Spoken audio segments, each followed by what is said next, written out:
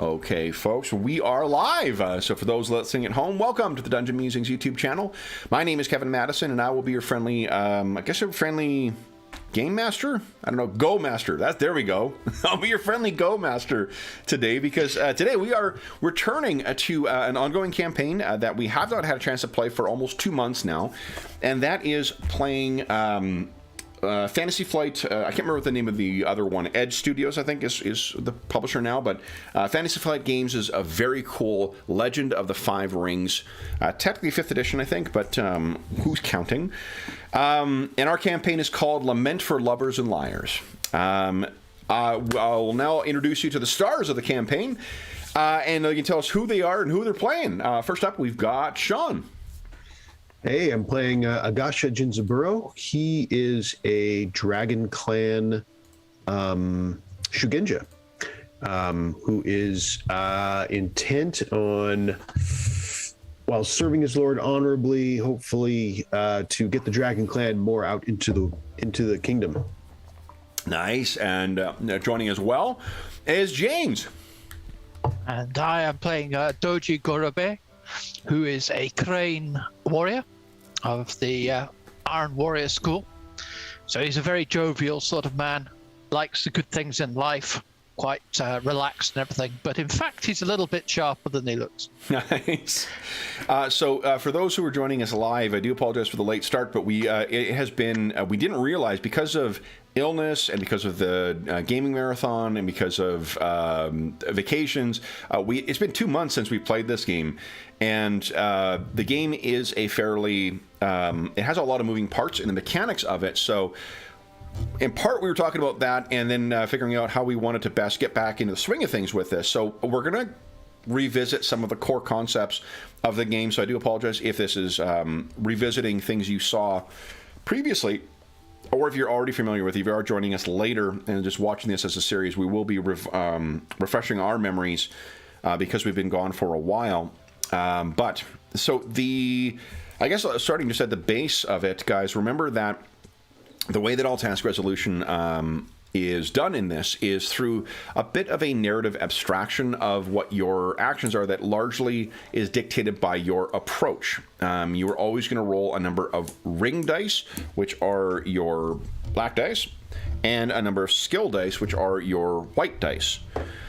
The approach is dictated by which ring, so earth, air, fire, water, void will be one of them. In some ways, that might also restrict what you can do. Let me move us over to the map that has all the extra stuff on it, because this has all the little side things in here to give you the things for stance. I also have these as handouts for us as well. So for spending opportunities, there's the stance handout there. Because each of the stances that you adopt in the in whatever conflict that you're being involved in, whether it's martial or social or whatever, mass battle, dueling, your stance will also give you a slight benefit that you may remember. And while there is definitely a benefit to playing to your strengths, you can always spend a void point to, and I think that's your green bar on your character, on your token. You can spend a void point to add another, I believe it's a kept skill dice to the result. When you are making a skill roll, remember that you might have something that looks like, where is it here? Something that looks like that show up, which is an exploding success. Mm-hmm. If the exploding success shows up and you choose to keep that dice, you then get to roll that dice again, and whatever the result is automatically added to your results. So there's a bit of a risk-reward mechanic with that. The results that you can get are successes, opportunities, or strife. The opportunities are the chrysanthemums, or the stylized chrysanthemums there. The strife, or the little fiery things there. Mm-hmm. And successes are those guys right there. You always get to choose which dice you get that you want to select. I mentioned those things because one of the things we definitely wanted to refresh our memories on was how advantages and disadvantages worked. Advantages are things like your distinctions or your passions, and your disadvantages are your adversities and your anxieties, and each of those has a different, slightly different function. If you have a distinction, so for instance, let's see, Jinzaburo, you've got Subtle Observer. Actually, both of you guys have Subtle Observer. Just makes it easy. Subtle Observer, if it comes into play, you can choose 2 dice and then re-roll them. So remember, if your distinction comes into play, you can re-roll 2 dice of your choice. Your adversity is the negative consequence of that. I can make you re-roll. If there's something that comes up, your adversities are Sworn Enemy for Jinzaburo and Whispers of Fate, I believe. Yep. Yeah, for Anna's correcting me. Oh my god. Either my handwriting is really awful or I don't know how to spell fate. Let's see here. That was Whispers of Failure. Yep. Failure, that's why. Yeah. Thank God. I was worried that I spelled fate F-A-I-T-E. How dumb was I that day? You're taking artistic license. Yeah, really. I'm only writing in Old English, putting an E on the end of everything. There you go. And also spelling it wrong. So the distinctions, the adversities, that's where I can make you re-roll your things. But the upside is when I do, you get a void point. You get a void point if you fail. So failure is the thing that gets you forward on that. Your passion is one of the advantages. It's provocation for Jinzaburo and gossip for Gorobe. If you indulge in your passion, you get to remove 3 strife. And then it's nice. The character sheet has little cheat. Cheat sheets are nice. And then the final one is your anxiety. The anxiety for Jinzaburo is delusions of grandeur. And for Gorobe, irrepressible flirtation. After your check, the character receives 3 strife. If it's the first time that it occurs in a scene, you also gain 1 void. So one of the ways for you to sort of refresh your void points is to role play up your anxiety in a scene. Void points. Let's quickly refresh our memory. Man, I think I say this every time I flip through here, but this book is just so good looking. Yeah, it's nice. Really well laid out as well. So, kudos to those folks. There you go. So we begin the game with equal to half our void ring, I think, rounded up. You do. So what you guys have is what you got. Okay. I'm just checking double checking to see the spending of here we go, void points. Spending void points, you can seize the moment. You can spend a void point, keep one additional ring dice, not a skill dice. So you get to roll and keep an additional ring dice on it. You always keep an amount equal to your ring, so whatever approach you're using. You do Shattering Parry. When faced with death, a samurai must sometimes accept terrible costs to survive. When trying to survive a critical strike, a character may spend 1 void point to dramatically intercept the attack with their weapon to increase their chance of survival, potentially sacrificing the weapon in the process.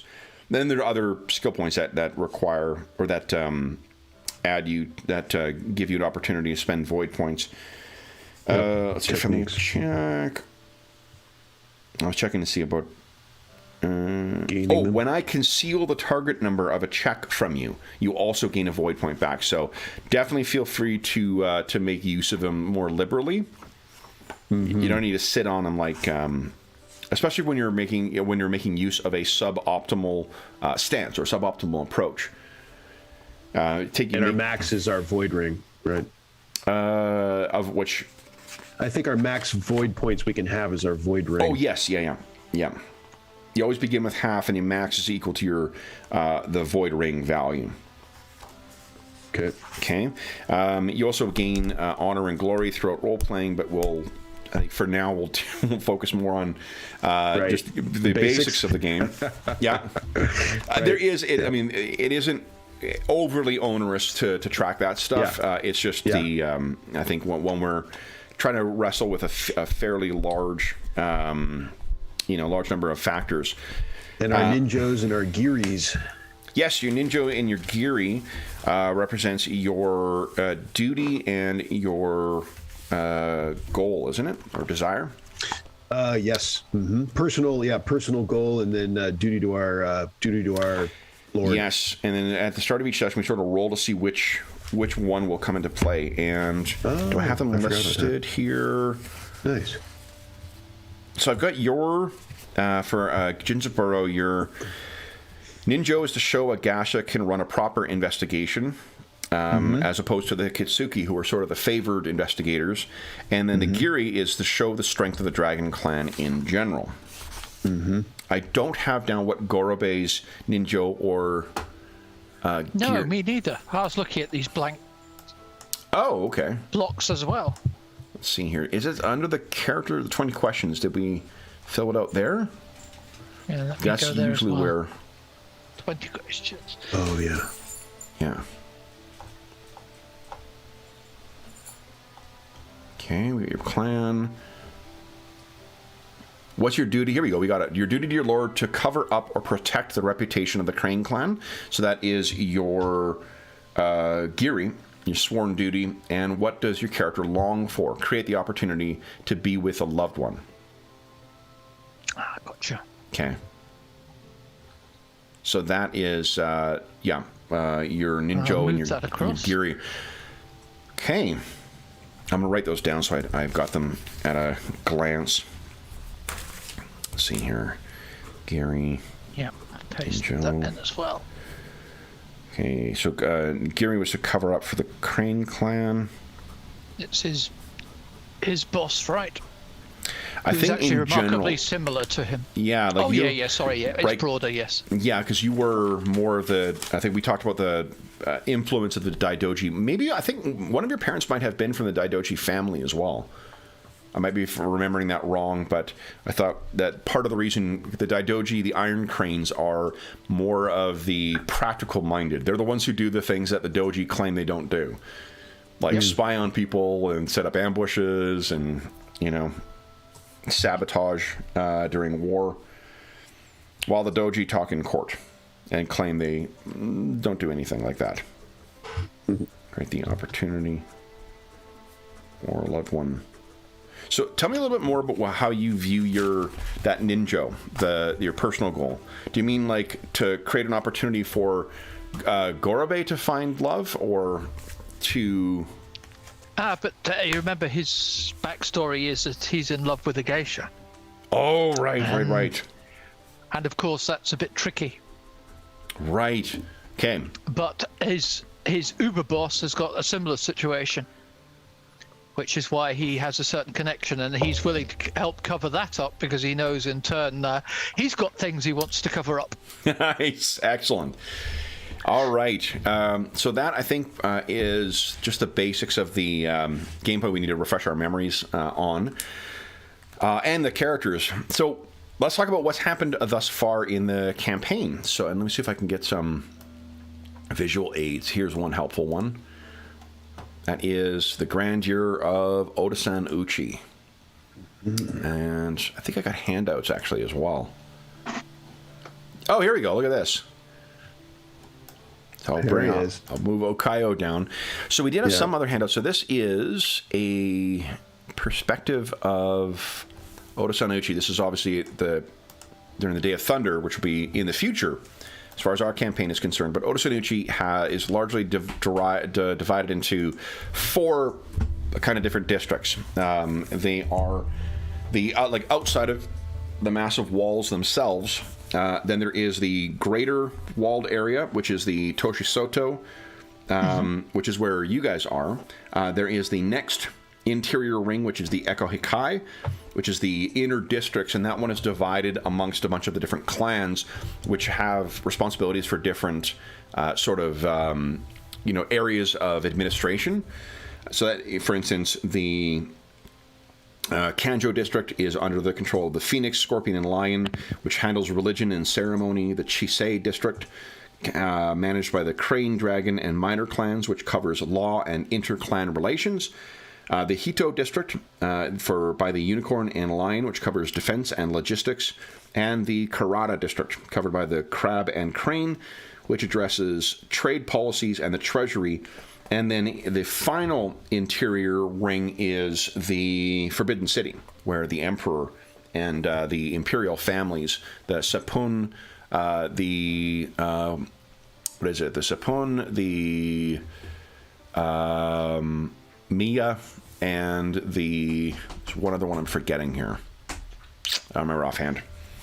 My 5 rings cred is completely shot now. What is it? The Sapun, the Mia, and the Atomo, I think. I think that's right. Let's see here. Those are the families? I think those are the here we go, Quartz of Stone. I think those are the names of the things, the Atomo, the Sapun, and the Mia. Let's see here, where are we?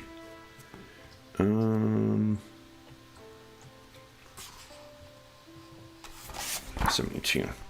Probably don't need to look this up, but for my own edification. Let's see.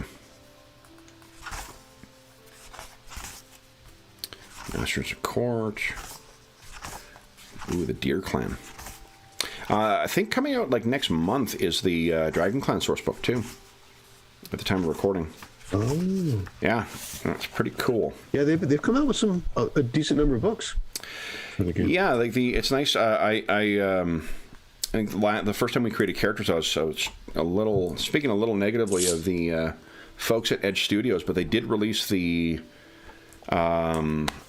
what do you call it? They released the Midnight setting that they had been promising of doing, and apparently it's gorgeous. Wait, yeah. What is it exactly? It's Midnight. So there was a setting. Basically, imagine if Sauron won. It's sort of like that. It was a setting that came out for 3.5, and then they've most recently, or for 3rd edition at first, then 3.5, and then they just released a 5th edition version that Edge Studios had, because Fantasy Flight had owned, that was one of their like original IPs, was a setting called Midnight. It's pretty cool setting. Like it's a neat, you're playing characters in a world that's been conquered by the big bad. Cool. Yeah, and so but they just released like Midnight. Black Crusade too, a little bit of which one's Black Crusade? That's sorry, I switched to Warhammer 40,000, but it's the bad guys. So you play the bad guys. Oh, no, so it's more than that. Like the setting is where like the world has ended. Evil has won. They've taken over. Everyone's under the shadow of this dark this dark god that won, and you're not just playing heroes who are struggling against evil. Like the whole fucking world has ended, basically. Gotcha. And under shadow. So anyway, they Edge Studios just released that, and they will be releasing the this one coming soon. So we will have some more info on the Dragon Clan quite soon. And I was right. It was a Sapun, Otomo, and Mia. So that's where they live, is in that middle city, and it's to the city of Oda Sanuchi that our hero Jinzaburo has come. Jinzaburo, you have been sent here to become one of the Imperial Magistrates, the Emerald Magistrates that serve the Emperor and keep law in the Emerald Empire. Gorobe has been here for a while, so he is much more familiar with the setting, and you had been sent to sort of collect Jinzaburo to bring him for a dinner with the superior, I guess the Magistrate Superior, who will be sort of directing the tasks that you guys are undertaking. Oda Sanuchi is the largest city in all of the Emerald Empire, all of Rokugan, and Jinzaburo, you found yourself a little bit lost until you got the assistance of a Yoriki, one of the peasant, peasant peacekeepers or law, enforcement guys, who led you to, I believe it was called the Blue Lantern. Is that where you were staying? No, Tilted Crane is where you were staying, wasn't it? I'm staying at the Blue Lantern. You're staying at the Blue Lantern. Okay, great. Tilted Crane was the dive bar. Right, yes, where you found your friend. Crab. Yeah. So is there anything, that's where I think you were going to be meeting up with, when you arrived at your inn that you were staying at, you managed to interject yourself into what could have been a violent encounter between the innkeeper and a massive crab named Hidu Kaio. Mm-hmm. What do you remember about that? That he was blustering and and trying to push his way, towards whatever end. And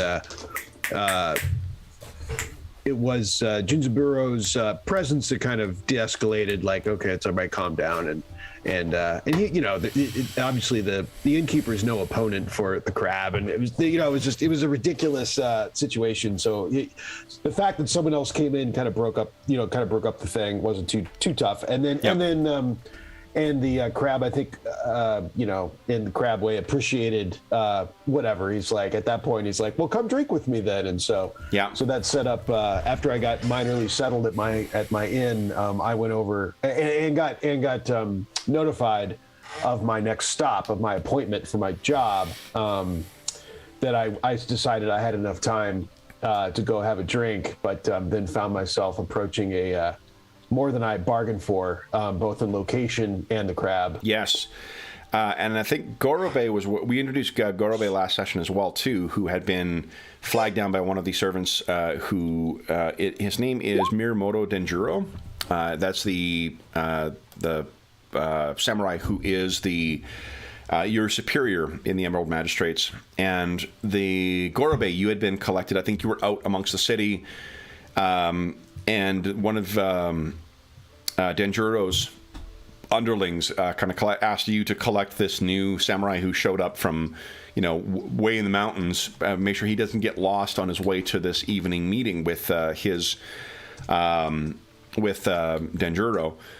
You went to the inn he was staying at. You were redirected from there to this dive bar where the Hida samurai was drinking with a bunch of gamblers and seemed to not want to take no for an answer.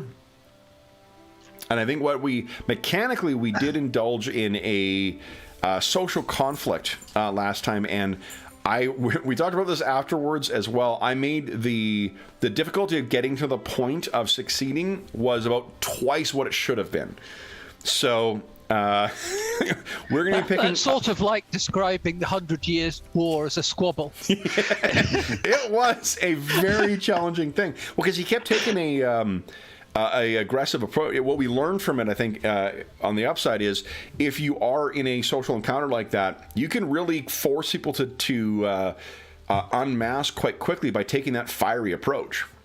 Yeah. Because you get to, if you're taking the fire stance on it, you get to translate the strife into successes as well. So even though he was getting hot under the collar, he didn't seem to fucking care and was... Although I think that was causing a problem for you guys because he was making you guys get close to unmasking, at which point you don't get to keep any dice with strife on it. And then you also were trying to cool him down and prevent him from blowing his top. So... while I made the difficulty of that task way too high, I think it was a fun, it was a fun and educational encounter. Jumped into the deep end. Most definitely. So I think with that, you guys are able to extract yourselves. We're going to pick up with you guys having finally left. You can hear the boisterous laughter of the Abukayo, the Hida samurai, or the crab samurai who was left behind in the Blue Lantern. But it isn't a mocking sound. It is a sound of someone who has, like, he feels at least that you guys were all good friends just jesting about this. And he's finally decided to let you go. Now, looking, I believe I've set your strife at half of what your maximum is because I think your threshold is. I think that's what happens when we leave a scene. And let me double check that. That sounds right. Yeah, it sounds right. So I saw that right at the beginning. So this, Anna seems to think that that's bullshit, that you should start with full strife, but, we've all know her tendency to make things difficult for players, yeah. Equal to half your composure, yeah. So, excellent. So the two of you are leaving a little flustered still, as reflected by your some persisting strife. Gorobe, I think, if had Gorobe not been there, Jinsaburo, you would have likely... What are we yelling at here? Oh, someone's walking their dog by. How dare they? How dare they? Yeah, outrageous. Outrageous indeed. This is your first opportunity to talk to Gorobe free of your Hida, friend. And had Gorobe not arrived, I'm pretty sure that you would not have gotten out of there either without getting yourself hammered on sake, or potentially getting into a scrap that you very likely would not have won. Hammered by sake or hammered by a crab? Exactly. You have your choices. Yeah. The Daisuchi definitely applies in that. So then, you step outside the Blue Lantern. You can hear the laughter coming from within. We'll pick up our scene from there, guys. And what's our timing like in game? How do we? From the time to going from here to go from here of the Toshisoto into the Echo Hakai, it's probably going to be you'll be reaching there around on time by now. Oh well, Gorobe-san, I appreciate your assistance in that grave matter. I'm obviously being a little overstating it for fun, but as I try to straighten my kimono, or is that are they all called kimonos? Yeah, they're all kimonos, right? Male and female. Yeah, so I straightened it out a little. I try to straighten it, and I'm retying and putting my hand through my hair and trying to smell my own breath and doing all the post-bar activities, and I look up at the sun, look at the sky, and go, oh, I wish we had a bit more time, but I think at least it's not any later than it is. Indeed, let's head off. But interesting drinking mates you keep, I guess. Well, I'm afraid they're out of my league, as you obviously ascertained, Gorobe-san. Gorobe, let's get some dice rolling here. So I think I'd like you to give us a. I'd like you to see how much you know about sort of this neighborhood and the area here. So, Gorobe, I think that's probably an Earth culture. Okay. Check here. Let's see here. But I am open to pitches. I'm looking at the skill groups and skill approaches chart, which is not on here. Did I not save it on here? I did not. I'll have to do that between now and next session. On the DM screen, there's or GM screen. Go Masters. No, that works. It's memory, I guess. So, yeah, like this, the approaches for this one are like to recall it from memory, which is earth, to survey surroundings, which is water, to theorize, which is fire, to analyze. Oh, here, actually, analyze is air. Sense is void. So I'd probably like recall if you think you would have learned this before. Analyze would be air if you're just judging the situation. Oh, here we go. I'll go with earth. Earth. Okay, so your earth ring is a 2. And so you can choose to keep all. This is a difficulty 1, so all you need is 1 success on this. You can choose to keep that exploding dice as well if you like, but it will give you 1 strife, and then it might get you something more. A bonus success, right? Yep. At least 1. Well, if he keeps them, he has the if choice. He keeps them, yeah. So, yeah. And then the bonus success could give you more information. What are you thinking? I think he's feeling stressed enough that he's not going to spend too much thinking on it, so he'll just bank that success. So I think what you know is that there are, in the different districts in the Toshisoto, there are, they're not formal districts the way there are in the Echo Hakai, but in the Toshisoto, there are plenty of criminals who have entrenched themselves, found the spaces between the caste system, as it were, and exploited those things. The crab, you've got no reason to necessarily suspect him. He seems to be someone fresh from the carpenter wall, as it were. But those gamblers that you were with, for sure, are criminals, gang members, most likely. Well. Indeed. I suggest we don't visit that place anymore. It's not exactly the salubrious place we should be hanging out. They're all a bit beneath us for pursuing, but nonetheless. even I enjoy a good place for a good drink, but even I have my limits. Yes, I would have to work my way up to there, and it would take some time. I have to get my feet set under me first, Gorbe-san. I can show you some nice places. That sounds good. Trust me, I can. I look forward to it. Anywhere you wish to stop before meeting up with Danjuro?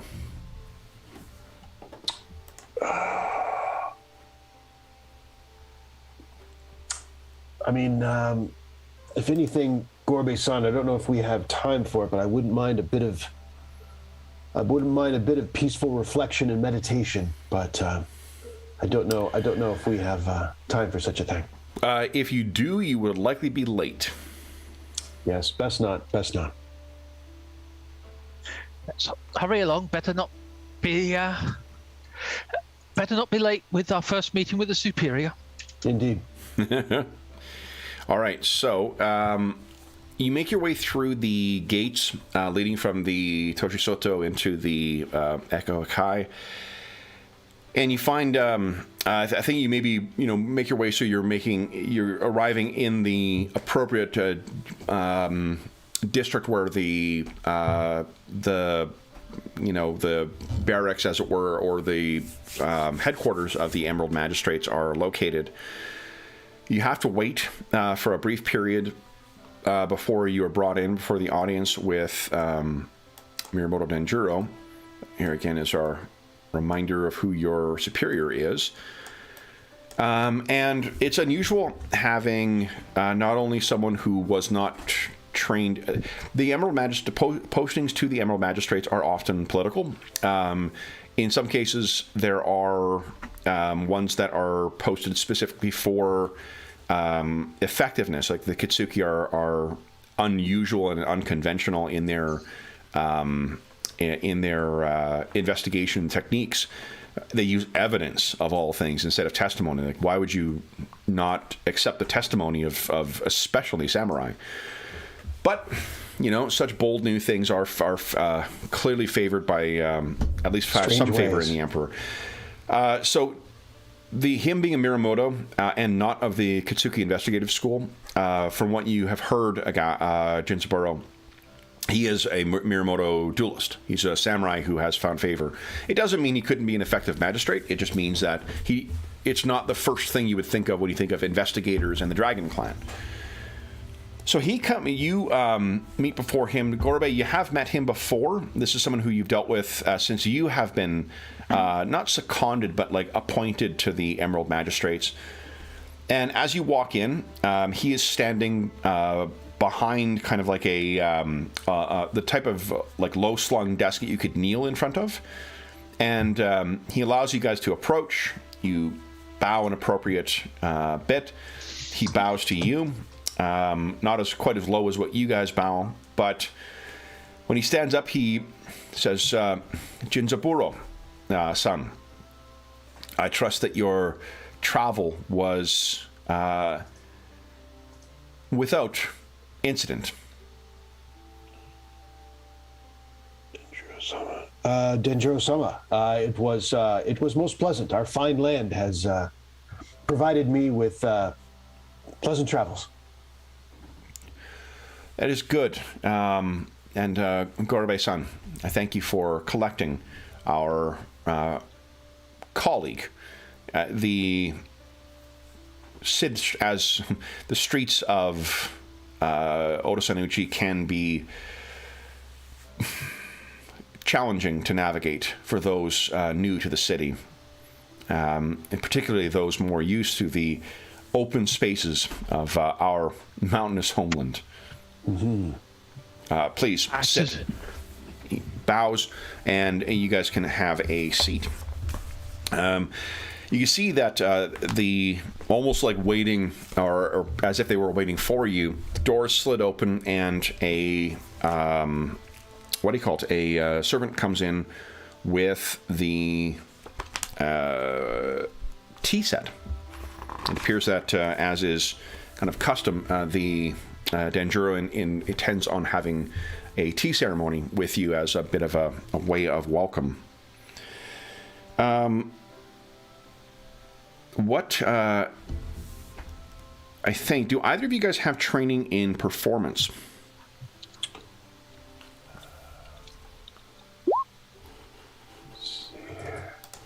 Performance. Well, you know, I'll put the name on the token, guys, so you guys can see. That would be under artisan? I think it's under, it might be under religious. Oh, no, yeah, I'm sorry. I'm thinking of tea ceremony, not performance. Oh, yeah, performance, social skills. It's the bottom social skills one. Negative. Negative. That's a big 0 for me. Okay. Courtesy, no performance. All right, so then I think he is not going to try and embarrass you guys here. So I think he will take the lead on this. Bear with me a moment here. Oh, name. Mirumoto Denjuro. There we are. So Denjuro wastes no time and, sets the teacups before you. He positions the tea in a ritualized and precise way, and he then goes through and prepares and serves this to each of you. You guys have gone through this before, and I think that the experience you have with him is it speaks to the fact that even the Mirumoto, what you've heard Gorobe, and you probably have gone through this process with him before. It's said that the dragons are, even those who wage war, still have some monk or mystic in them, and the ease with which he performs this fairly intricate and careful ritualized ceremony, it is a little more it's a little less artful and precise than what, say, a doji or a what are the craftsmen, Asahina artisan might perform, but it's very very effective to the point where you guys can each remove 3 strife. Mm-hmm.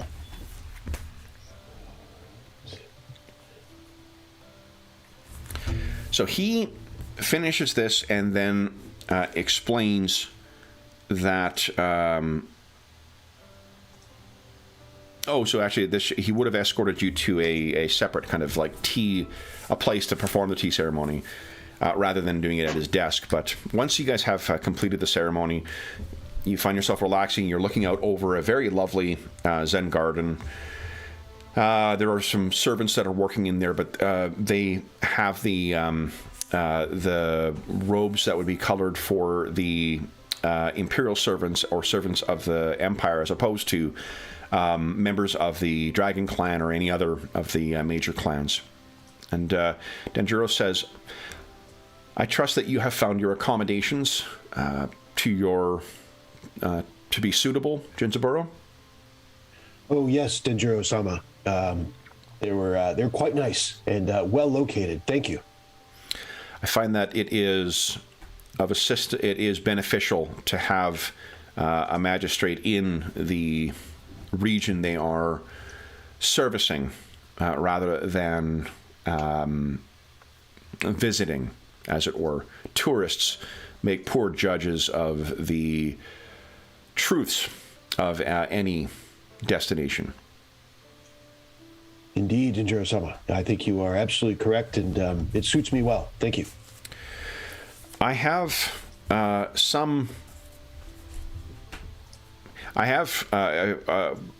suppose I must apologize for the speed with which I have asked you to assume your station, as one who has, like you, come to Otosanuchi from elsewhere. I know that the time required to acclimatize oneself to the, shall we say, hustle and bustle of the capital can require time. Unfortunately, I have a matter that is most curious that I would ask you both to look into. And I would ask that you work in concert with another magistrate, new to the city as with you. Gorobe, I'm hoping that you might provide a useful or a helpful guide for them as they navigate the cities and try to find an answer to this perplexing mystery. Of course, Dajura-sama. Indeed. And I look forward to working with Gorbe-san. That would be an honor. Good. The challenge is you will find that the Toshisoto can be at times a dangerous place. The gangs continue to operate in there, and normally they keep their troubles amongst their own. But we did recently come across and this would have been within the last, forgive me, it's been a number of months since I wrote this, so I'm trying to remember. Right. 2 days ago. 2 days ago, there was a Ronin who goes by the name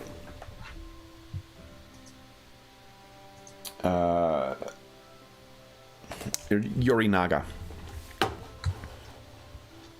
Put the name in chat for you. Yorinaga was found dead in one of the alleys in the Toshisoto.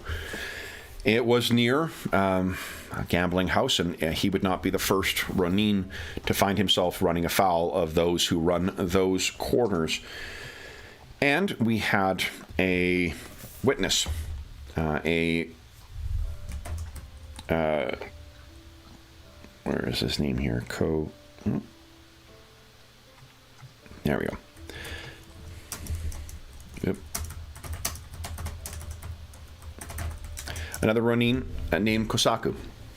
Kosaku claimed that he saw the witnesses fight, that he was assaulted by gamblers, and that was what led to his death.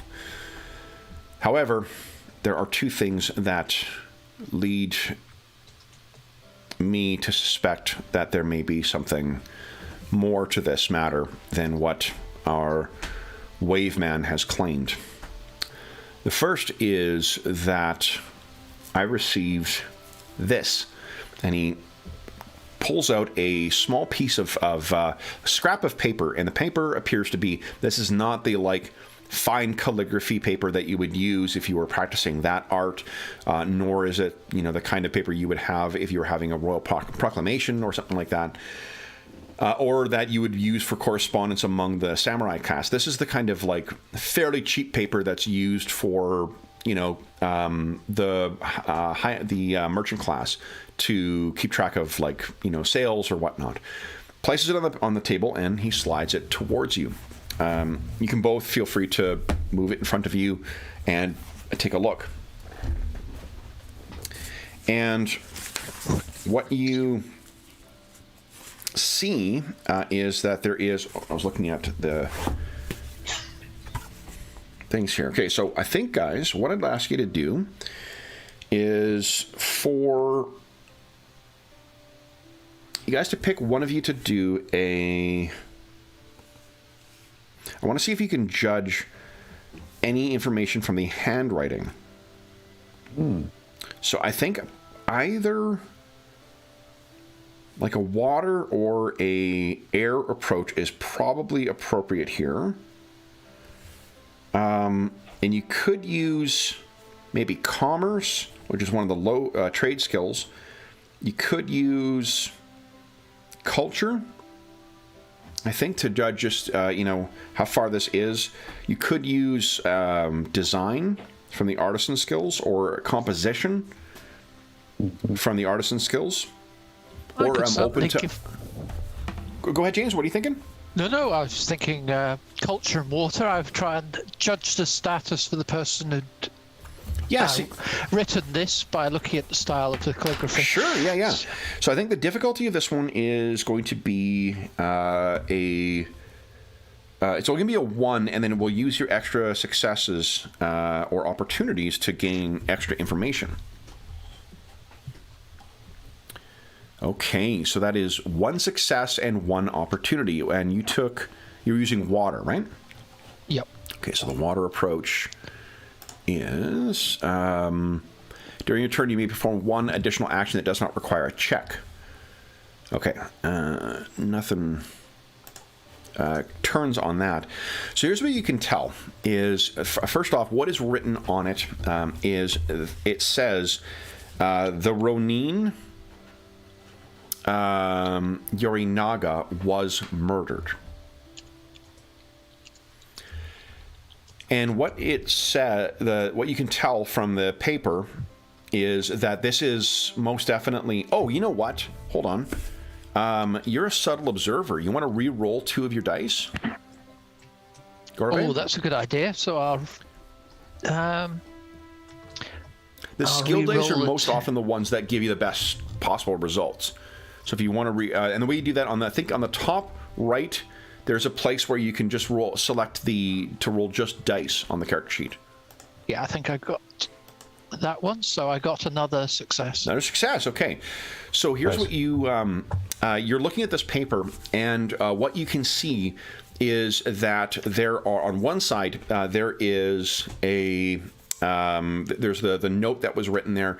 The calligraphy is very clumsy. This is someone who has learned how to write for the sake of keeping track. You would guess it would be someone of the merchant class. It's not someone who is unlettered, because they're clearly able to write, but there's no artistry in this note. This is a strictly someone trying to communicate, which means probably from the working class. And you look in the back, and it looks like there is a part of a logo on there. Oh, and let's take a look at the opportunities you can get from water. Let's see, it's on this one. Okay, that's downtime check. Let's see here. No, not that. Opportunity table number 1. General examples here. Remove 2 strife from yourself for 1 opportunity. Perform the task efficiently. Spot an interesting... not directly related. So you could, now that you're actually focusing your attention, you could spend that opportunity. Oh, so yeah, something not directly related. Is that 1 or is that 2? That's 2. That's 2. Yeah, you had the 1 opportunity. So if you did want to clear out your strife, you actually turning your mind to this kind of detail, maybe the thing that focuses you even further. Yep. Okay, let's go. Indeed, let's go with that. I'm finding it quite relaxing to be able to focus on what I... Yeah. So this is curious. So this is there is a bit of a symbol on there, and perhaps with some legwork you may be able to find it. It might have been like packing paper or something like that this has this originally concealed. It may be it's effectively like a trademark almost. Like, and I mean that in the literal sense, not the like modern legal sense. I mean like the mark of someone who is selling something as a or offering a trade. Very good. So I look at Jinzaburo and tap on the piece of paper at the mark. Something to look at. Sharp eye, Gorbe-san. Denjuro looks forward and says, "Interesting. I did not notice that." Where did you say where you obtained this, Denjuro-sama? This was delivered to one of our Yorikis in the neighborhood. They did not say who delivered it, but it is certainly someone from the neighborhood where he was staying. He was staying at an inn, in the same region, district where you are staying, Jinzaburo, another place called the Waking Frog. At least that's what we understand when we collected the Yoriki conducted that measure of investigation, but after collecting the statement from Kosaku, he had this delivered It seemed as if this was simply a matter of a fight with a disagreement with gamblers that grew violent, and he was the victim of such a thing. If there is more to this, and he was killed for a reason, it would behoove us to know. And our Eureka is not in a position to question the testimony of a waveman, though he has suggested that there may be reasons to question his honor and his honesty. Mm-hmm. Interesting. Yes, it would seem this Kosaku could use some further questioning. Don't you think, Gorbe-san? I agree, Jinzaburo-san. Let's just proceed that way. Since the waveman died without, seemingly without any money to his name, he is samurai, and as such, his body is being prepared by the Brotherhood of Shinsei for his funeral, as is befitting. In 2 days, his body will be disposed of. But the second thing of interest relates to that. I have another magistrate who awaits at the temple of the Brotherhood of Shinsei, where they are holding the body of Yorinaga. I would ask that we have arranged for this evening for you to gain access to the body, and the second reason for suspecting this man, his death may have been more than simply a disagreement gone overly violent.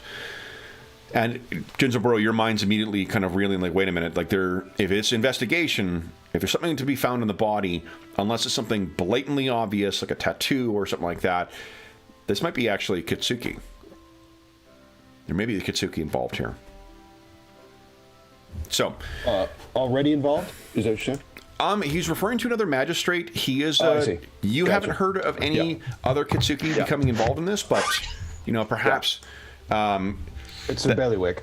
And it's sort of, doesn't rise to the point where you're gaining strife from it, but it's a little bit. It's definitely getting in that direction where, you're here to prove that the Kitsuki aren't the only ones who can figure this shit out. So if there is someone else who is already here, who he's relying on, it may be stepping on your personal, what do you call it, ninja.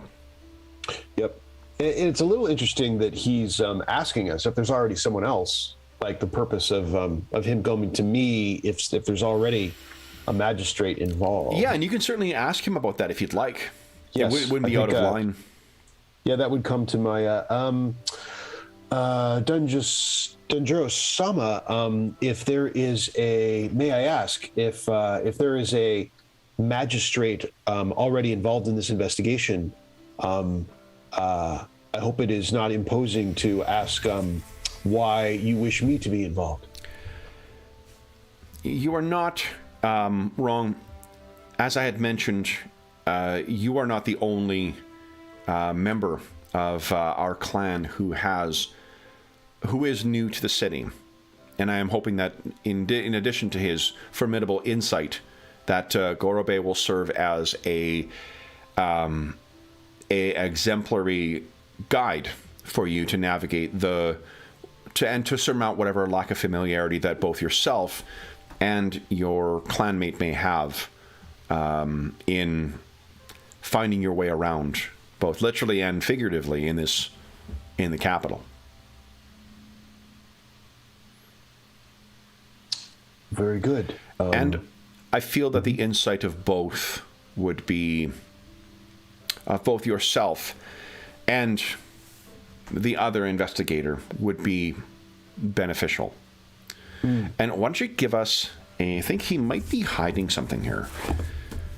So what seems a little invasive. Well, he hasn't provided the name, for one thing, of the magistrate. Does seem to be dancing around that for sure. Yeah. Why don't you give us let's see here.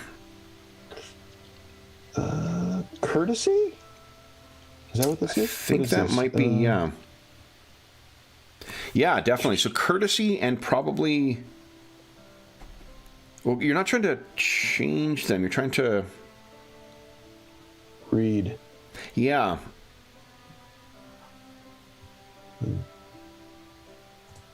It might actually be a sentiment and either like water or air or void or fire for that. I can't remember which is your strongest ring. Fire.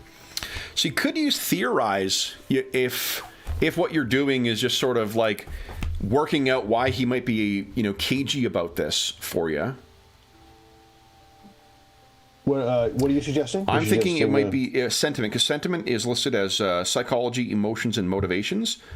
Okay. It's under scholar skills, and theorize would be the approach for fire. You could also survey for clues using water, analyze for air, or sense using void. Yeah, let's I think he's being direct. Okay. He prefers direct, and okay. His weakest is air, so his weakest is subtle, and his strongest is fire. I think your distinction as well, subtle observer, will definitely play in here too, because you're trying to read something here. So go ahead and give us a sentiment and fire check, please. And you can re-roll 2 of the dice that show up. Sentiment and fire. Anna approves of your use of fire. Nice. Make sure. As you may have picked up, she runs a little hot under the collar sometimes. So. Oh. Okay. Now, you had no skill in that, right? When No a neighbor does something outrageous, Yeah. like walk by. Right. So, because you're in the fire stance, it means that your strife results also count as successes. Oh. So, you still get the strife from it, but you could. So, if you select that dice, now you can re-roll up to 2 of those. Do you want to re-roll any of those? Wow, it's pretty strong as it is. Let's see. And you can obviously. you can keep up to 3 of them. Right. And I think the difficulty here is probably a 2 as well. So what are you thinking? I mean, the obvious one is would be the opportunity is not bad, but I could try for yet another success there. Yeah, and the thing with the exploding dice, remember, is that if you select it, you have to roll the exploding dice. So you will be getting another dice at which. Right. I think I've got to keep the exploding die because the stress is a success. So that's 2 successes right there, right? Yep. And you can make it 3 with the other dice, and you can keep all 3, and there's no reason why not to. You could also spend that opportunity directly to reduce the amount of strife you get by 1. Yes. Yeah, I think I just keep the 3. Okay.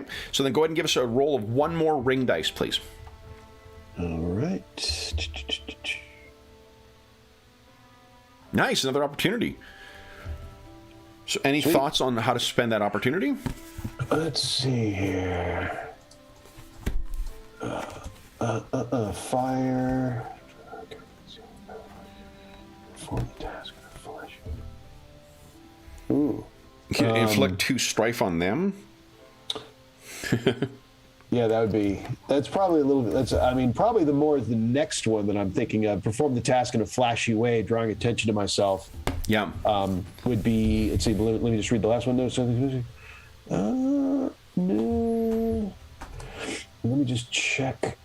All right. Let me check just the other suggestions, other skill examples. Fire, and this is, what group is this? This is Scholar. Yeah. Fire and Scholar. Ooh, this is an interesting one. On table number 2, Fire and Scholar, extrapolate the motivations or desires of another character in the scene. Okay. Or wider situation. That's pretty much on target. You know what? I think I will. So I got 3 choices here. There's that one. There's reduce my strife, and then there's the draw attention to myself. Yep. So these are my 3. These are my 3 short list. I am going to. I can't pass up The motivations one. Okay. That's and that costs what, 1 or 2? That's 1. 1. Okay, nice. So you could, and the other one, do you want to reduce the amount of strife that you gain by 1? They're both tempting, but no, you know what? I think it's just too on point. I mean, this is what he does. I mean, he wants to make sure that people know that he can do this job. Okay. So he's going to go for those 2. Okay, so you gain 1 strife then. And what is it you say in response? How does this look? Well, let me give you insight first, then I'll let you role play appropriately. Yeah. So, thinking through what he's doing here, it's clear, I think, unfortunately, because you are a fairly outspoken individual, it's clear what your intent is here. You do not want to be a blushing violet, as it were, like your father was. You don't want to just, casually give your way over to tradition the way that your mother did, where she left and joined the Isazume order of monks. But you also know that there are strong adversaries you have. You've made a foe of, I think it's your in-laws, right? Yeah, that's a great point. I mean, I noticed that it was, sworn enemy, but I had to think about who it was. Yeah. Your sworn enemy, I believe, was your sister-in-law, a Kitsuki investigator. Okay. And you think that, it would have been an open secret that you were traveling here for this. If he's making this much effort to dance around it, what conceivable other Kitsuki could he be talking about? It's got to be my sister-in-law. Yeah. I think that you two hate each other enough that she might try to pull strings to arrive in here just to try and fuck you over. Yeah. So it's so which folds into me drawing attention to myself. It's a no-brainer. So what do you say in response? You sort of put through your theory crafting, like, why would he be so cagey about this stuff? You're not picking up something from the surrounding, you're just working it out in your own head, and then you land on and her name incidentally is Kitsuki Kita.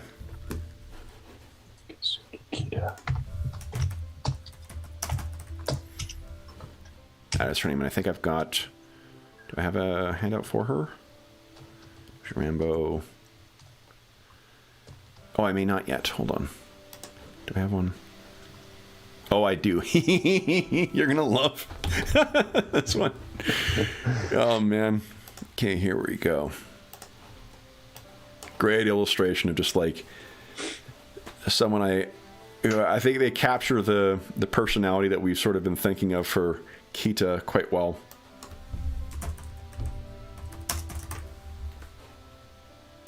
This is your sister-in-law. Nice. She looks disapproving already. Yeah. So you, I think, have come to the conclusion that it's Kita. What do you say?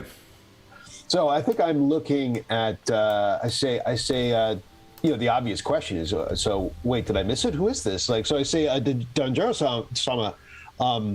What is the? And then I think I stop mid-sentence looking at him, and I'm like, oh no, and I just don't. I don't finish the sentence, and I'm like, and I look down at the table, kind of forgetting my, it's enough of a shock that. So he and I'm like, sort of adjusted his, the kimono a bit, and he says, "I believe you know your fellow magistrate from previous occasions. In fact,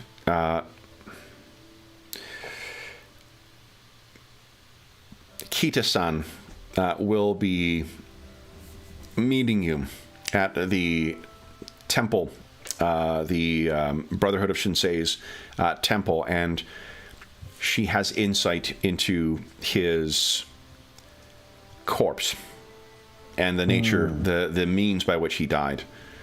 That I think would be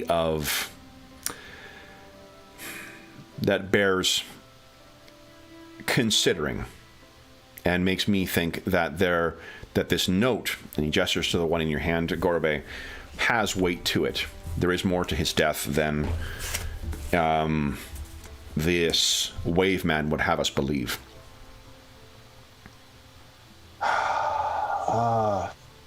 I am sure that Kita-san will provide her insights. There can be no doubt. Danjiro-sama. Okay. Then, shall we sup? And yes. then Gorobe can take you to the Temple of Shinsei, and you can meet with Kita-san. Brings you away. You guys have a dinner. Anything you guys wish to bring up during dinner or ask him about or talk to him about? Any questions that you have, Gorobe, about what's just sort of transpired here? Nope. You have not met Kitsuki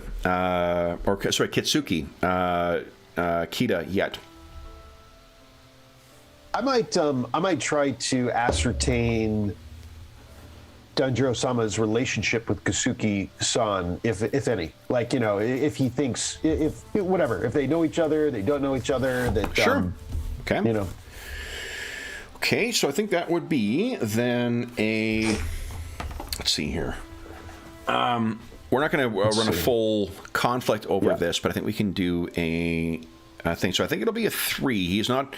The difficulty will be a 3 on this. He's no chump for this. How do you intend to sort of broach this with him? This is probably a social skill. Yeah, I mean, I'm thinking courtesy again. Let's see here. Courtesy. You could reason with them with earth, charm them with water, incite them with fire. Let's see here.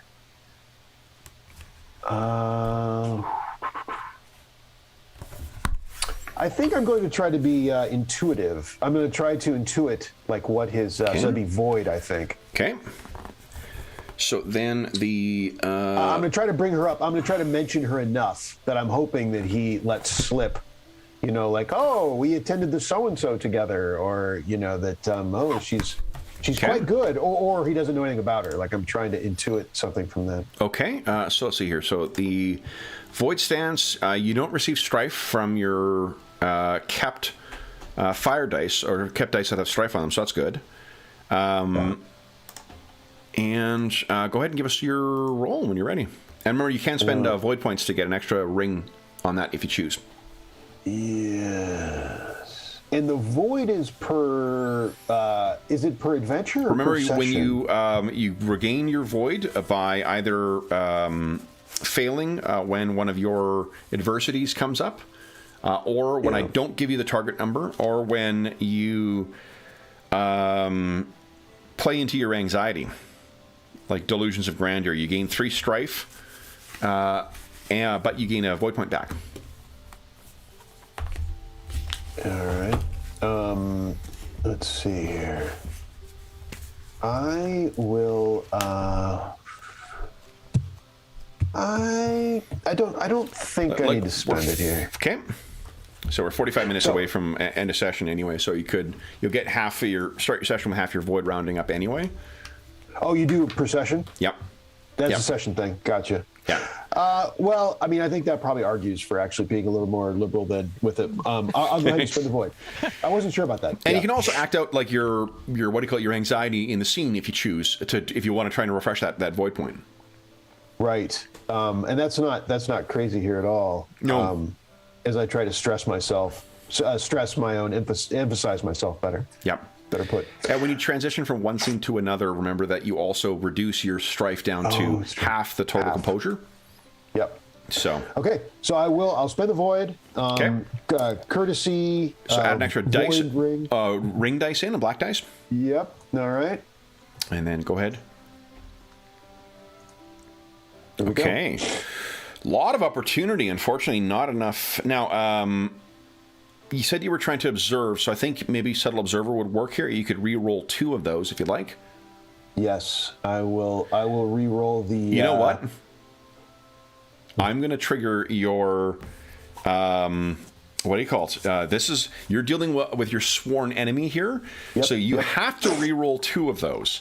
Yeah, that's success and let's say the ring dice. So the first 2 dice on the left there, I'm making you re-roll those 2. If you fail, you get a void point. But you can also choose to re-roll those other ones if you like.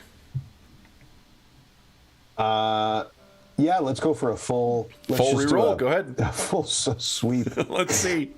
Yeah, let's see what happens. All right, so I'm re-rolling everything. I'm going up 1 of those and 3 of those. Okay. 3 skill. Hang on a second. 3 of those and 1. Hold on, your void ring is a 3? Or a void ring is a 2 and you got the 1 from the void's point you spent? Your void point's a 2. Yeah, okay. Go ahead. Okay. Let's see here. Okay, 1 success and 2 opportunities. So you still, unfortunately, you're not able to judge, but you do get a void point for your troubles. Okay. Okay. So I'm back to 1 of them because I spent it. Yeah. Yeah. So looking at this, can I just very politely say it's clear that you two have some history? Close friends, are you? Just to get a using again my subtle observer to unveil any unpleasant truths.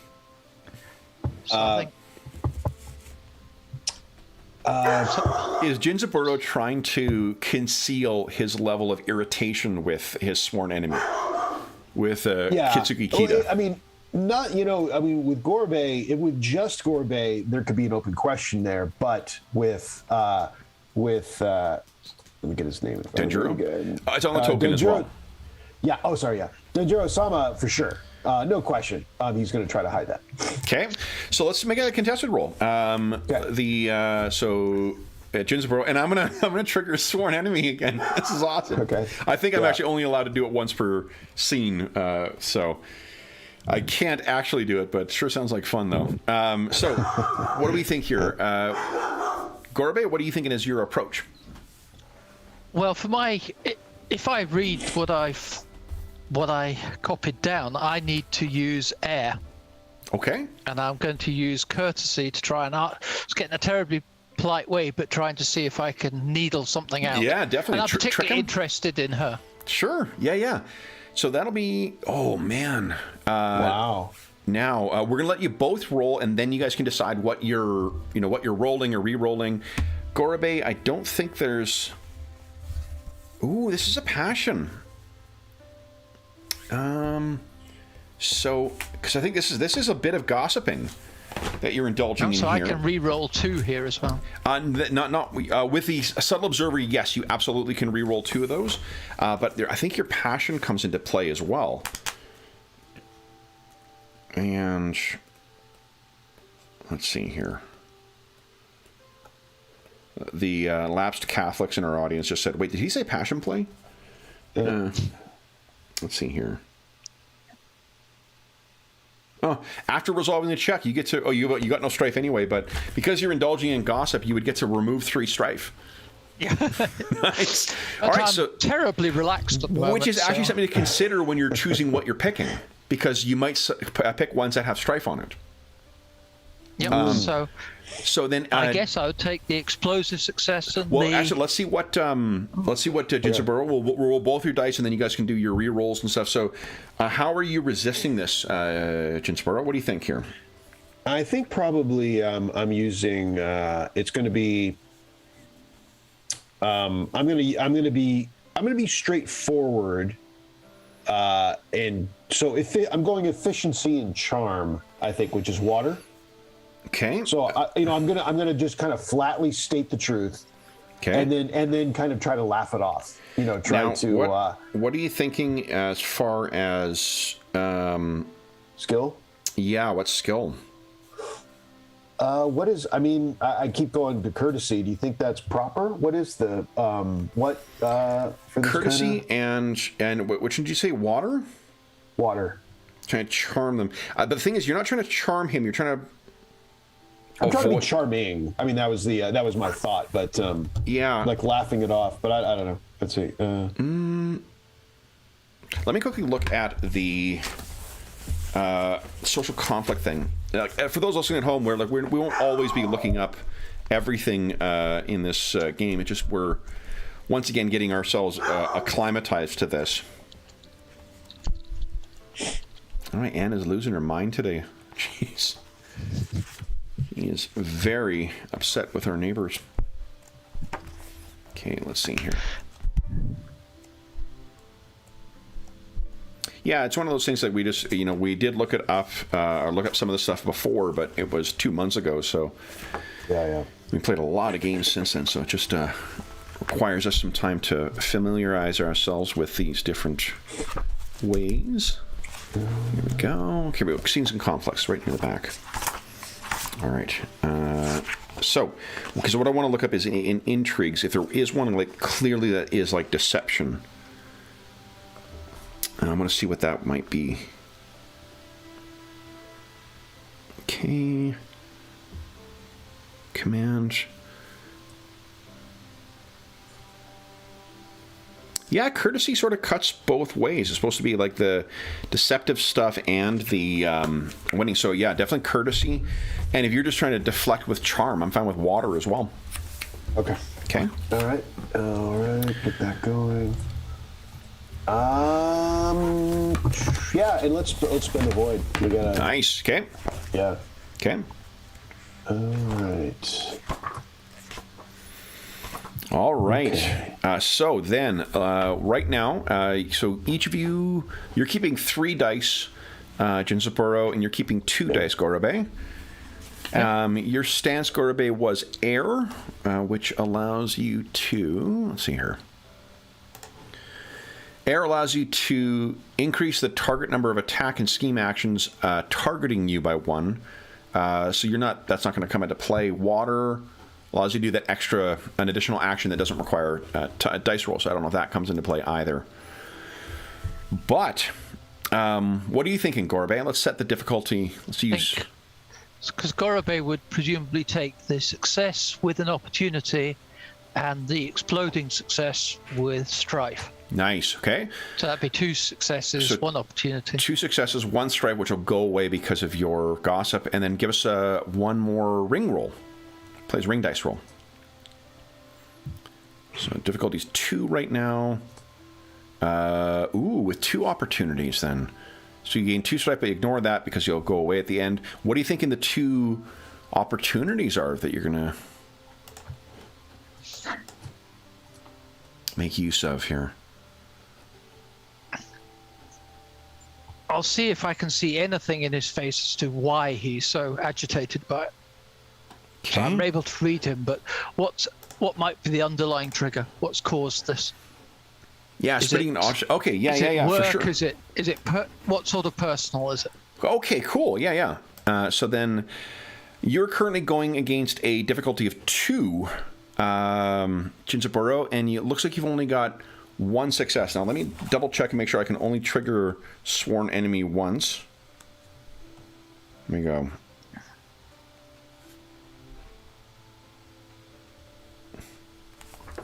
Does not look I'm restricted once per round. So let's keep it interesting. Why don't you re-roll that 1 success you got there? Okay. So give us 1 ring dice, please. Just 1 die? Yep. All right.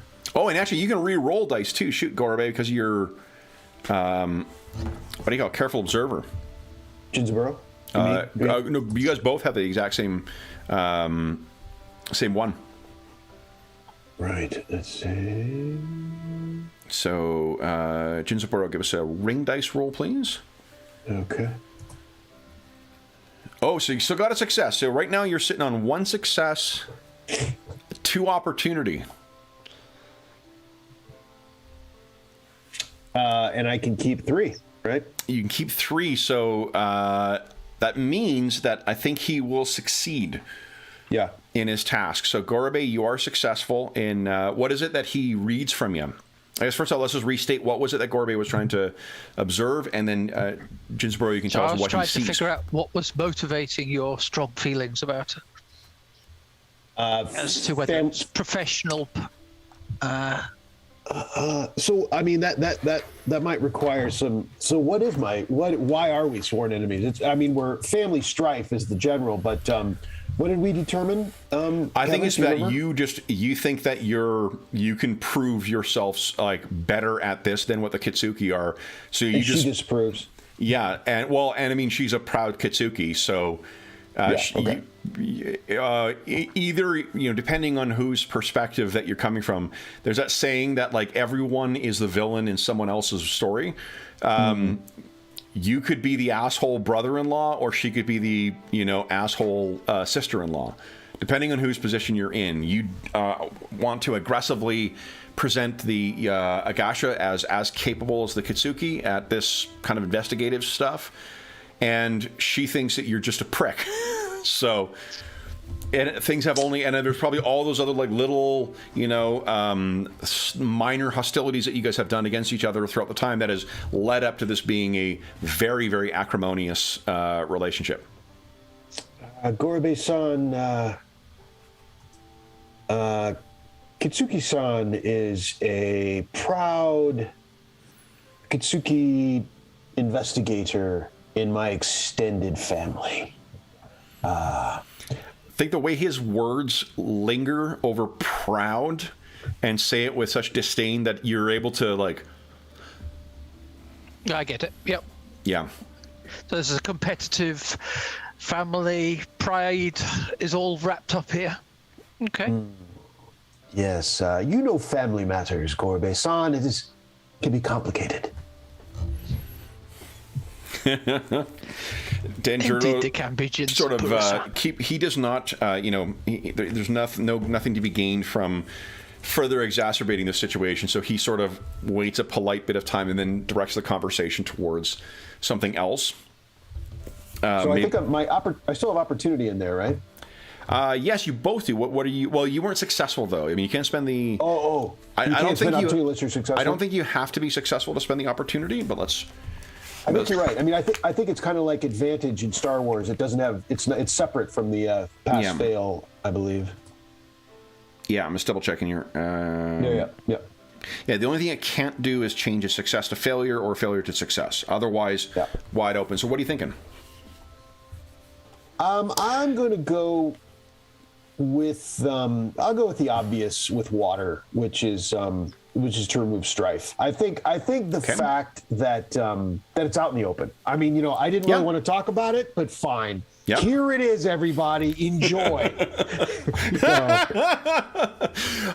As well, why don't we do this? Why don't you tell us? So Gorbe got the answer to what he was trying to find. He spent his opportunity to learn something else unrelated to what his question was. What other thing does he learn about Jinzaburo?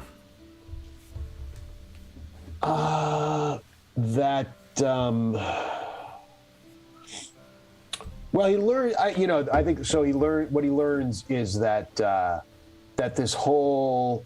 I mean, it's obvious I'm not a Kitsuki. He knows that part, but that he knows through this revelation, he knows that it's important to Jinzaburo that this conflict is because I'm not a Kitsuki investigator and I have a strong opinion that is completely unnecessary to do this job.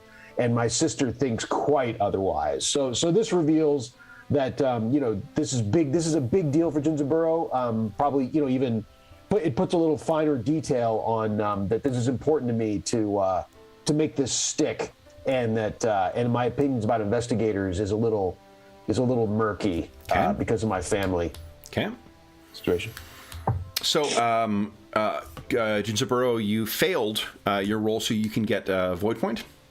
Oh, nice. Okay. Yeah. And Gorbe, did you would have cleared all your strife from indulging in this kind of gossip. And you have some more insight into him then. So yes. Anything else you guys wish to do at this dinner before we transition? I think I'm good. Yeah, I'm good. Okay. You complete your dinner with Denjiro, and then you will be leaving the morning. Sorry, I got Toshisoto in my mind now. Echo Hikai. You leave the Echo Hikai and head back. I believe the temple, the temple for the Brotherhood, I think, is in the Toshisoto. I have on my want list through what do you call it? Noble Knight, a copy of the Oda Sanucci box set that has yet to come in. I really would like, because it's got a whole bunch of extra stuff and some maps and such. Yeah, I'd really we like. lose half our strife rounded up, right? With the scene change. No. It's if it exceeds half your composure, then it drops down to half of it. Otherwise, you keep what you got. That's right. Yep.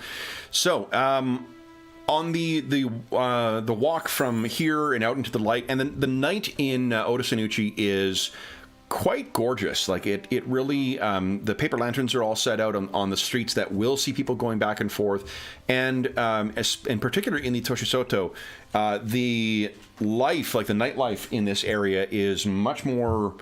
It's surprising to you, maybe, Jinzaburo. It's as active as what it is during the day, right?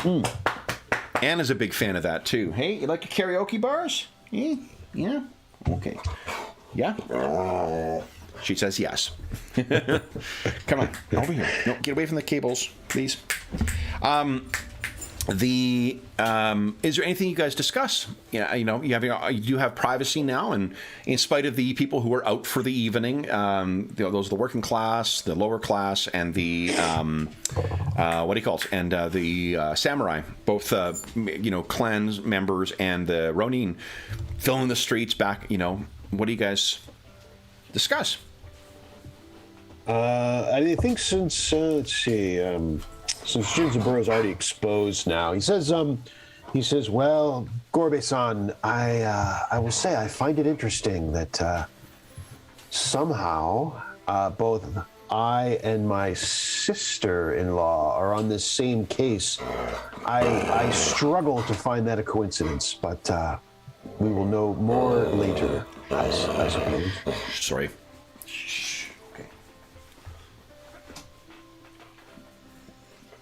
Gorbe, do you have any response to that? We will find out. Okay. Mm-hmm. So, otherwise, you guys walk in silence. Gorbe maybe contemplating this. That what have you stepped into with feuding in-laws in this new pairing. He's also just thinking that Jinzaburo just doesn't get on with anybody he's drinking with, male or female. Quite possibly. So you make your way through the streets, and you come to the temple of Oda Sanucci. Oh, not of Oda Sanucci, of Shinsei, and you see there are the plain brown-robed monks. Shinsei, just for your edification, there are different interlocking or interweaving religious beliefs that are present in Rokugan. There's the belief in spirits and the kami and whatnot, including the kami who came from heaven and inhabited or founded the great clans. There are other greater spirits as well, the fortunes, which are kind of like what you would understand as gods. And there's also Shinseism, which is like a philosophy that was founded by a monk, a wise man who appeared and counseled the fortunes in the original Day of Thunder, when they faced their fallen brother Fu Leng and his army from the Shadowlands.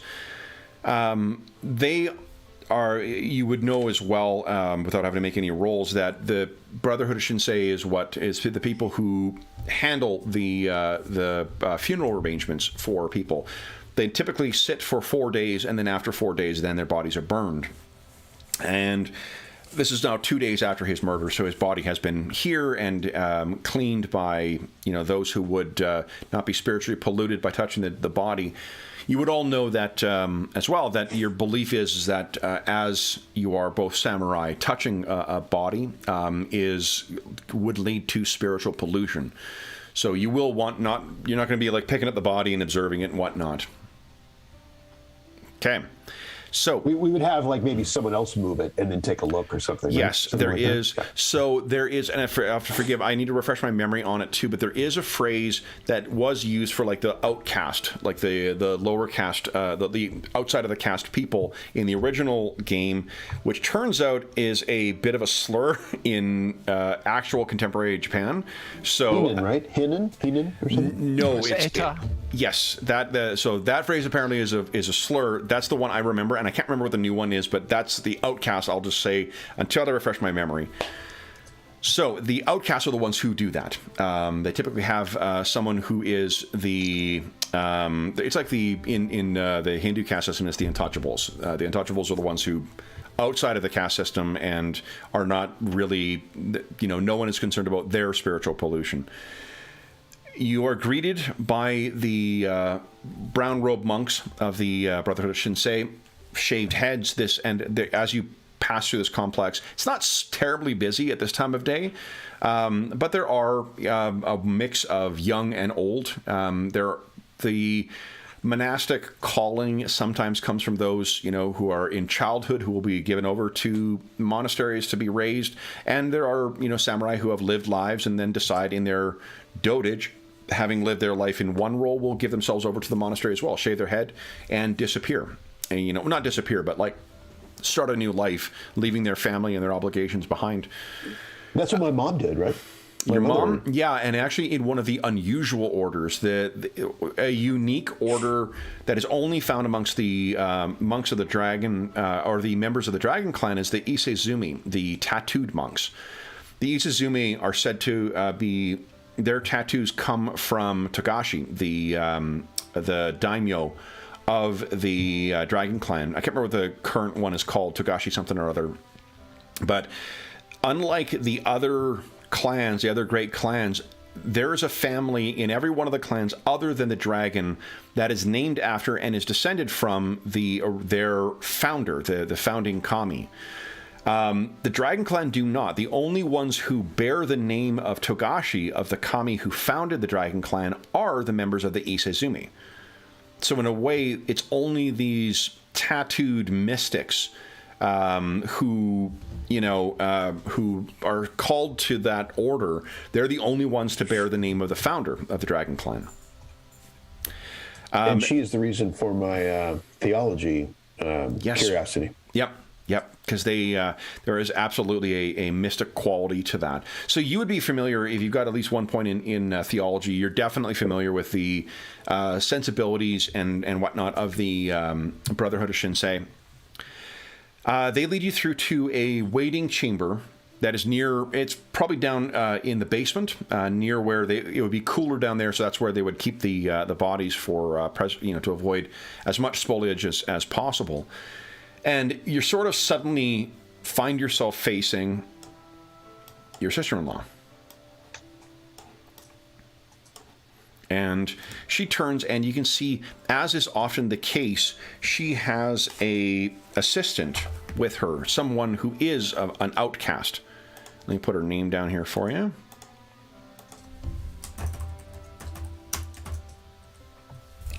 Kita. There you go. You guys can see that name tag, right?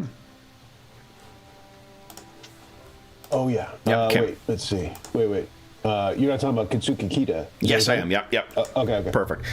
So Kita is there, and there is an outcast man who is sitting with her. They're talking to one another. She turns, and her eyebrow arcs up at your entrance and sees you, kind of follows, like locks eyes with you, Jinzaburo, and then says, without taking her eyes off of you, "Gorobe-san, what a pleasure to meet you at last." She bows deeply, as does her, kind of clumsily, but as does her assistant. "This is my assistant, Kobo." Oh my God. Nice to meet you, Kita-san. My apologies for apparently coming alone. She finally turns towards you and leaves your eyes, Jinzaburo, and locks eyes with you, Gorobe, and you have the feeling. She has that kind of stare that feels like it's got a grip on you. And she locks eyes with you and says, Jinzaburo-san and I are family. And as the saying is, one never really truly leaves the family. I trust your trip was free from worry, Jinzaburo-san. Kinsuki-san, it is a surprising pleasure to find you. Unless you were trying to be like intentionally vague about it. Remember, her name is Kita. Kitsuki is her family name. Okay. Kita-san, you are. It is a surprising pleasure to, of course, to find you here and us working together. You need not make any roll, Gorabe, to pick up that there. You think that he may be fibbing about the pleasure part. So the Kita says, I trust that Denjuro-san has informed you as to the nature of the mystery that we face.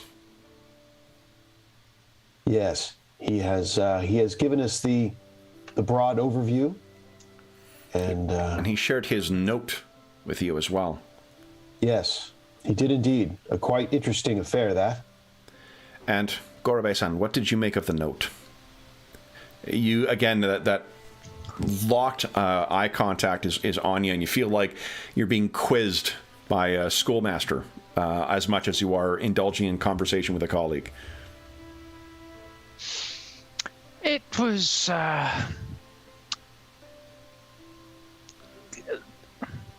I'm just trying to figure if I want to let her know that we've seen the mark, so... Mm-hmm. No, there was little to see on there. Then... Sadly, rather cryptic. So you missed... Although the paper was rather... you did not notice the mark. The mark? Indeed. There was a mark on the back. And she says it as it with great flourish, and she seems to quite relish her own skills of observation. Or at the very least, she may feel that they are superior to your own. Yes, it's of no consequence. I did notice it, so your oversight of that is not consequential for our investigation, though I am hopeful that your knowledge of the city will prove useful. Did Denjuro-san ask you to deliver the note into your care then, Gorabe-san? Or is Jinzaburo, do you have it on you? I'm not actually sure, Kevin. Did he give it to us? Gorabe seems to have taken it, so I can assume that he will let you. Now this is interesting, of course, because she must have seen it, but she never revealed this to Denjuro. Denjuro. Denjuro acted genuinely surprised with your insight, and unless he was fibbing to you and just kind of blowing smoke up your ass, she may not have. So either she saw it without him having presented it to her, or she saw it and didn't tell her. And he didn't give her the note. He gave us the note. There's something, you know, perhaps. There probably is a more banal explanation for that. I don't think Jinzaburo's thinking that. Yeah, no, you're this son of a. No, I mean, if he was meeting with you in person and was sending her along, you know, he can't. Probably wanted you guys to see the note as well. I don't think that's it at all. But, no, absolutely not. Just boiling. No. So she saw it and never told him. So devious, huh? The possibility of so under the sworn enemy, what about a courtesy earth check to see if I put it in her face even falsely or you know errantly that we have the note and she doesn't. Okay. So, I mean, you were right in there. I'll have to make a courtesy Earth at some point with her, since we're right, since it's right here. Whether it's an hour later is fine, Okay. Maybe there's something And more. why are you having to make a courtesy Earth? Well, it's intrinsically part of the. That's just a suggestion. So it says when you make a check to remain rational in the presence of this person you hate, check to interact with this person without being provocative, or check to stay stoic in the face of their insults. So I'm kind of waiting for the moment to Okay, you tell me if you feel that this is enough, and we all have people who get on our last nerve very fucking quickly, right? And in particular, someone you have that kind of long history, it does not take sometimes that long to go from 0 to that's it, fuck you, If you feel now is this was enough bullshit from her that you would need to test, let's do it. I'm thinking that because he was braced, so he did. At least he's grateful that he found out. He didn't just run into her without knowing, and he was braced. But she kind of lit in a little bit to Gorbe with her, with her arrogance, and that might have triggered him because he was braced for it. But how about you leave the Bushi alone? Is that too much to ask? Sure. I think if you've got someone that you like fighting with, you'll take any opportunity to try and scrap with them, even if it means standing in for someone else who doesn't need you to do it.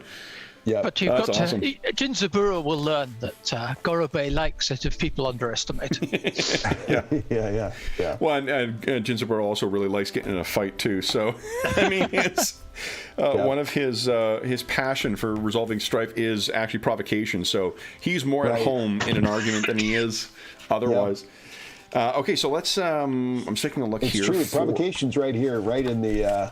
Do you have a page reference? Sworn enemy. Here we go. I was trying to set theme what the difficulty is. Yeah.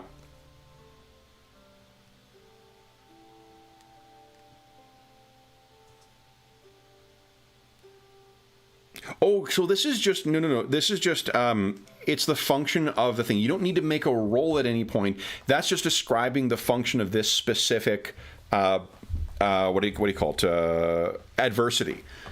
Yeah. This is where it allows me to make you re-roll dice, and if you fail, then you make a thing. You don't necessarily need to try and roll something to keep your cool together. Yeah.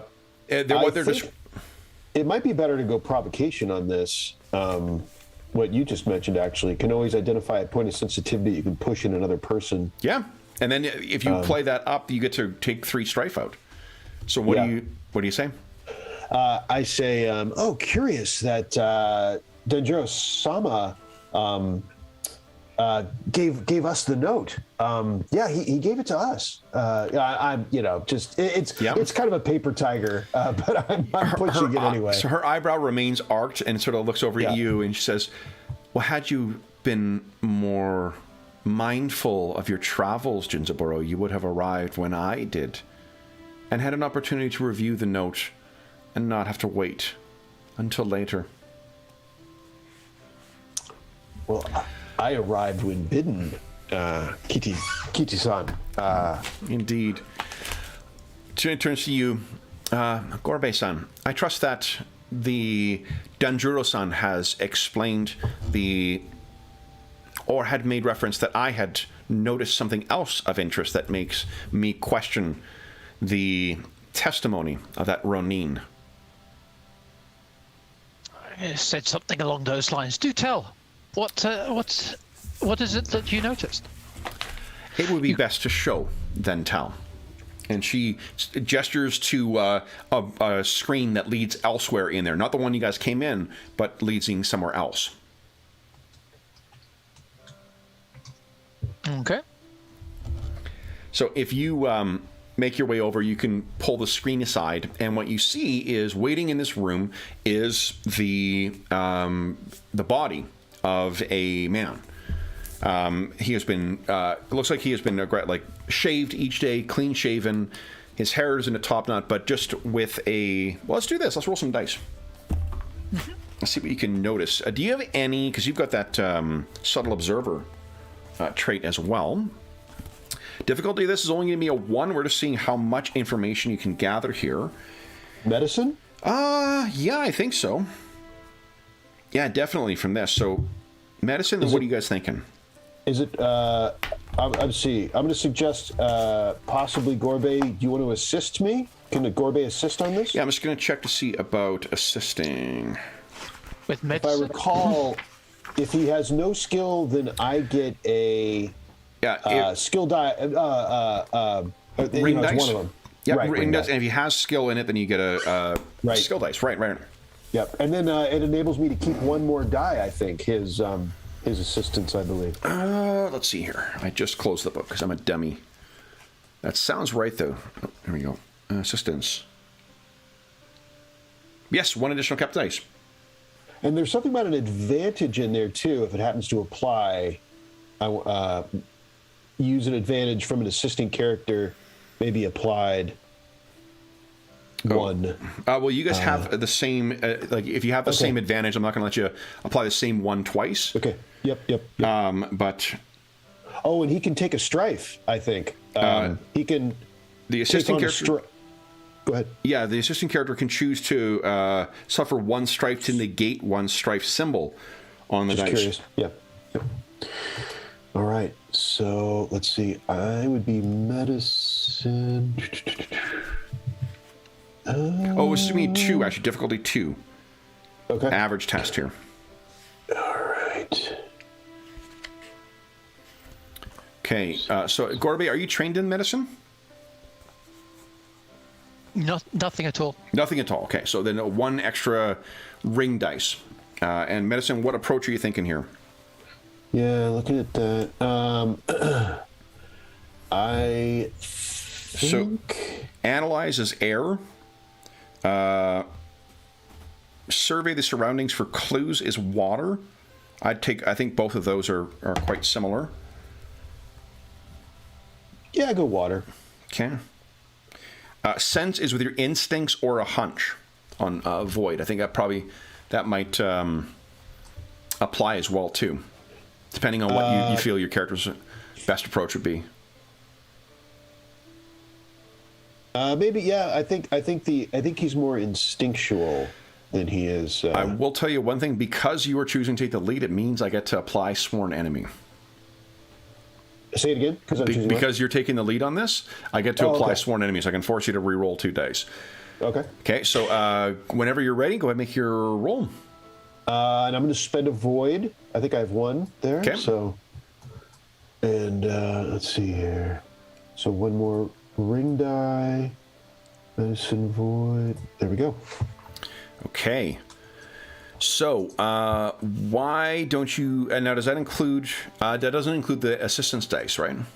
Oh, it does not. Yep. James, why don't you give us... James, give us a ring dice, please. A ring dice. Here we go. Nada. Okay. Well, that wasn't worth waiting for. Why don't you re-roll the 2 successes you got there? The success was strife and the success. Okay. Ginsborough. Yeah. Okay. So you only got 1 success so far, but your subtle observer would also apply, so you can choose to, of those, re-roll 2 dice now. All right. So we'll re-roll the 2 opportunities there. Okay. One ring, 1 skill. 1 ring, 1 skill. There you go. So you got an exploding dice on a skill, and you can keep up to 4 of those. Let me see here. So the really, there's only three to speak of here, right? There's a blank one. Really, there's only 3. That's right. Yep. So there's so I'll keep the 3. I'm gonna keep all 3 because that's 3 successes right there with 2 exploding. So there you go. So go ahead and roll a ring dice and a skill dice as well. All right. Okay, nice. Nice. So you have 4 successes, 1 opportunity, and 2 strife you're gaining. Yeah. Okay. Okay. Let me mark the strife down before I... Okay, and then you can choose. So with 4 successes, not only are you seeing... So here's the base information you can get. This person, like you can see there are heavy calluses on the feet, which suggests this is someone who spent a lot of time walking into a lot of places. There are a lot of fairly... poorly treated wounds. that have been that have healed over in strange ways. So this is probably the body of a warrior as well. And there are a couple of fairly recent wounds on the person that it looks like there are slash and stab marks in the torso. And then there are some, there's a brutal sort of cut from like one side to the other that's been sealed up. Looks like something that would have been struck as a kind of a final blow on an injured warrior, if you were to guess. But there's something more here. And if you go in and without touching it, walking around, Gorobe, as he's doing this, you maybe, I think you're not seeing anything of particular assistance to point out in this. But Kita and Kobo have both moved into the room with Jinzaburo as he's making his way around. And you reach a point near the neck of this person. You would guess from the rough callus on the hands, this is someone who also likely has worked with their hands more than what the average samurai would do. You're fairly certain this is the body, even if you did not know that you were coming in to view the corpse of the murdered man, or the said to be murdered man. You would know that this is the body of a Ronin. This speaks to someone who has worked with their hands, in addition to had to earn their keep by doing more practical tasks. He's a big man, so he probably would have been a impressive combatant if he had skill with the sword. And the fact that he survived some of the old injuries you see on here suggests it's someone who, they've got a will to live, or at the very least were good enough to be able to live through some of the more serious old injuries. But the thing that's most telling, though, is there is a small injury that looks very close to where the cut across the throat was. And you can see it's been stitched in together. But there was an injury, and you know enough about the body, where the jugular would be. There is a small pierced, looks like a small wound that has been conflated with the cut across the throat. And not having seen the scene of it, that single wound itself, which is as fresh as all the other ones, that would have been enough to kill this man, absent any kind of, magical intervention or divine intervention of that matter. Does it look like it was something like a dart or a shuriken, or?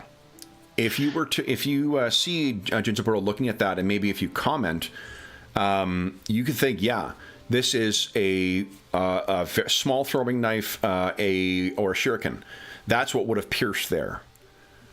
And so possibly the longer stroke that's conflated with it is trying to cover that up. Would that be? If you had a sinister mind, most definitely. And not having seen the scene of the crime and the body when it was fresh, it's tough to tell which ones are which, but it's odd that there is an injury. All the other damage that this person's torso suffered, or their body suffered, that seemingly led up to the death, none of it would be necessary. That single hit to the jugular, that would have been enough to seal this man's fate. So a shinobi trying to cover up that. Indeed. It was all the wounds are perhaps covering, right? I think you also know enough of the nature of that injury. Someone suffering from that type of injury, they are in no position to put up a fight unless they are an extraordinarily as tough and as battle determined as the legendary Hida himself, the founder of the Crab Clan.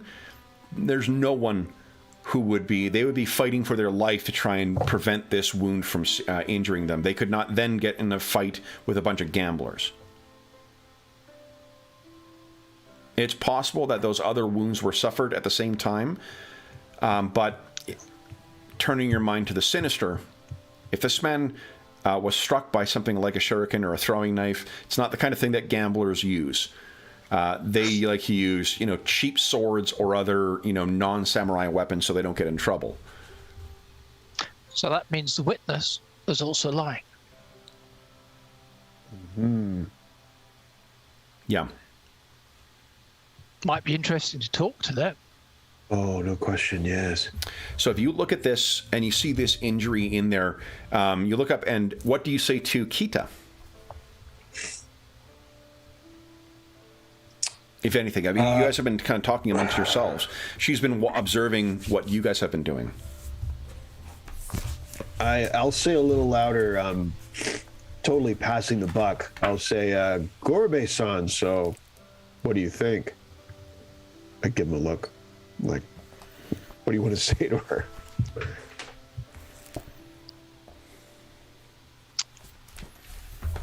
It looks a terrible, terrible wound to his neck. Has brutal murder.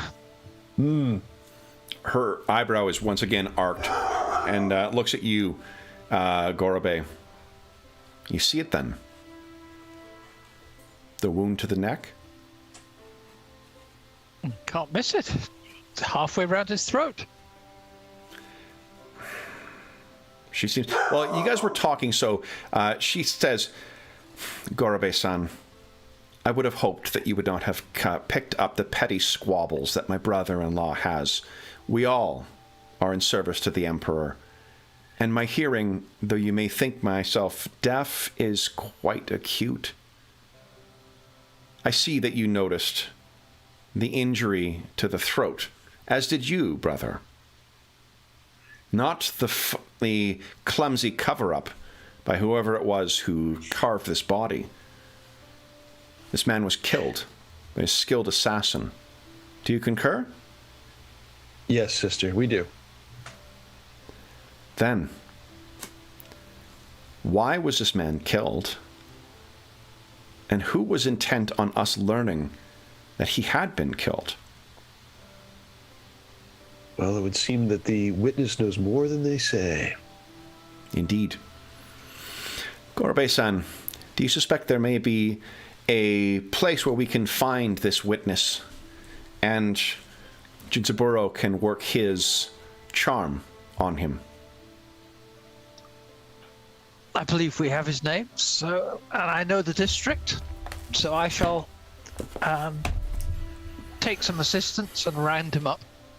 Good. Then, I will accompany you. Come, Kobo and Jinzaburo. I trust that you are not so fatigued by your journeys today that you cannot continue this investigation while the prospect of finding the culprit is so fresh. I would have it no other way, sister. Let's dispatch. And Then, while he's realizing that I'm like, we're going to be attached at the hip this whole time. It's like, oh, painful. Then, Gorobe-san, if you could lead us. And I think with you guys leaving the body of the murdered Ronin, that's where we'll bring our session to a close. So, you guys each gain 3 XP for today's session. And feel free to spend that stuff. We don't need to wait till like between adventures to spend it. We can spend as you feel the need to. And remember, spending on, I believe it works that spending XP, make sure you record what you're spending the XP on your character sheet, because half the points, things that are part of your school count towards full of your XP. Things that are spent on other things are half XP for tracking when you hit rank 2. Okay. Okay, I believe that's the case. I might be. I don't think I'm confusing it with Warhammer Fantasy 4, but it's quite possible. So, for those listening at home, check the book. Yeah, I'm going to double check the book as soon as we get off. For those listening at home, thank you so much for joining us for Chapter 3 of the Lament for Lovers and Liars. As is always the case, if you have any comments, questions, or concerns regarding the session, the campaign, or the game we're playing, please don't hesitate to leave a comment in the comment section down below, and I will endeavor to reply in a timely fashion. We also... you can find in the description of this video a link to the Dungeon Musings Discord server, where we have channels dedicated to, I believe, this game. I don't know about this campaign, but we certainly have, I think, a 5 Rings channel. Maybe we do, maybe we don't. I don't know. I'll double check. If we don't, I'll set one up. In addition, there is... you can find me on Twitter at Dungeon Musings. You can find me by email. My email address is dungeonmusings@gmail.com.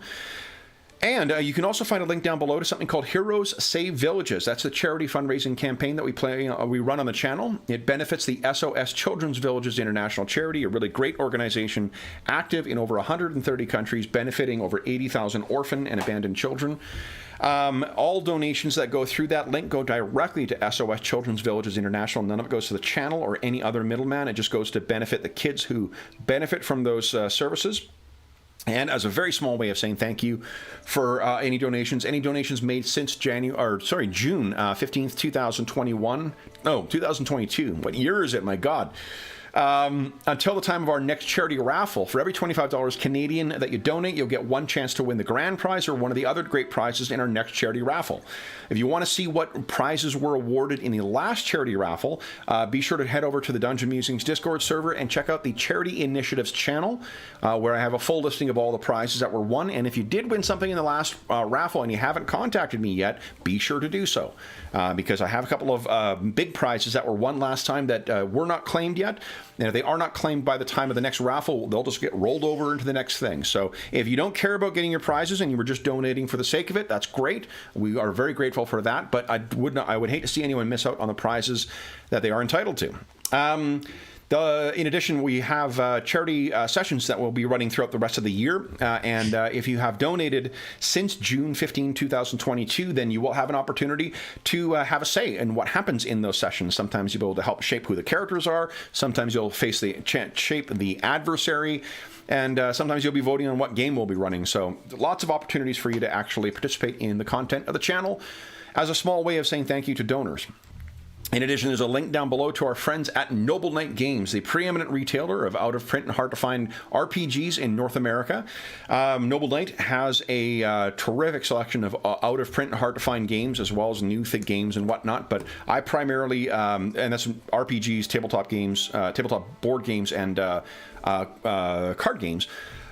I find them most useful for tracking down the out-of-print or hard-to-find games that I like running so much, and they have a terrific want list feature that I mentioned earlier, which allows you to, if they don't have it in stock, you put it on the want list and they'll send you an email when they have the game in stock, and they refresh stock pretty frequently by buying older collections.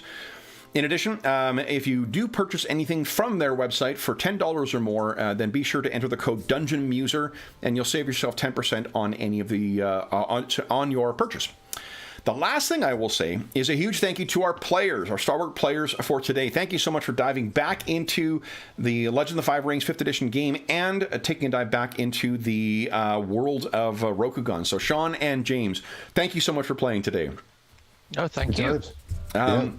So for those listening at home, we will be back in the streets of Oda Sanucci trying to track down this lying Ronin in 2 weeks' time. Until then, we hope that we gave you a few hours to take your mind off of the troubles of our world and think about the troubles that our hero samurais are uncovering in the streets and shadows of Oda Sanucci. And until we see you again, stay safe, stay healthy, and happy gaming.